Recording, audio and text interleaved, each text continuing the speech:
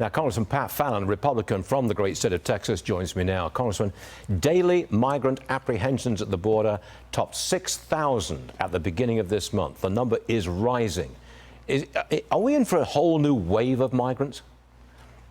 Well, Stuart, most likely. Joe Biden, what he's done is he's made every state a border state, and Texas is feeling this acutely because he has shown that he has absolutely no will whatsoever to secure the southern border. I mean, just with your last segment, we had the wall, portions of it paid for. We had the labor there. We had the material there. And he said, no, I'd rather waste billions of taxpayer dollars and make Americans even less safe. And that's he's not fulfilling his constitutional duties. Are we doing anything about this? As a new wave approaches, are we doing anything other than letting them in easily with an app? Well, that's what Joe Biden wants to do, use the CBP1 app. And what Texans have demanded, Stuart, I just had 5 more town halls over the past week, and people are demanding that we secure the border. That's what the American people want. That's sure as heck what Texans want and my constituents. But Joe Biden doesn't want to do that. So what we need to do as Republicans is expose this. And the mainstream media, as I'm sure you've noticed, they don't want to talk about this because it's as bad as it's ever been. So far, unless I'm mistaken, I don't see any political fallout on the Biden administration because of what they're doing on the border. Am I wrong?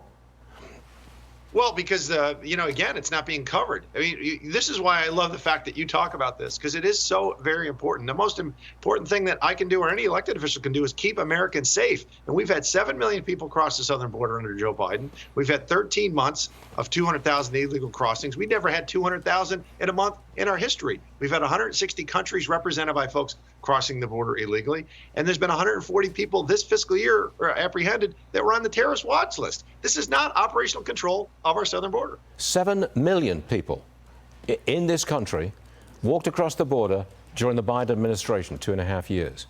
Are any of them going back? Very few. And that's one of the things we should focus on. President Trump's best policy vis-a-vis the border was the migrant protection protocols, better known as the wait in Mexico policy. When, you want to claim asylum? You will wait in Mexico while your case is adjudicated.